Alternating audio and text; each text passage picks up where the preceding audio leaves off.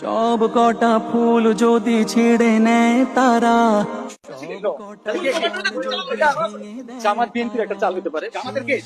এটা তো আমি চাই না, অ্যাকচুয়ালি আমি চাই না। হাদি হাদি, এই যে আপনারা যে হাদি হাদি করছেন, বাংলাদেশের মানুষ হাদি করতেছে, হাদি তো অ্যাকচুয়ালি একটা জামাতের প্রোডাক্ট, ও তো একটা জঙ্গি।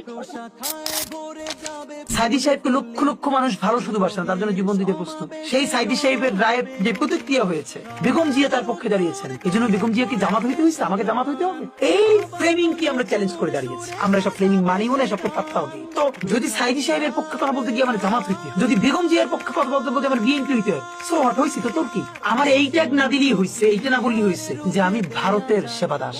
এছাড়া আমার বিএনপি বলো, জামাত বলো, যা ইচ্ছা তাই বলো, আমি বাংলাদেশের দালাল। এই ট্যাগ নিয়ে মরে যেতে চাই। আল্লাহর কাছে দোয়া করি যেন কোনোদিন কোনো কিছুর কাছে অন্য কোনো দেশের সেবাদাস না। এটাই আমাদের গান রুখা কি যাবে আর?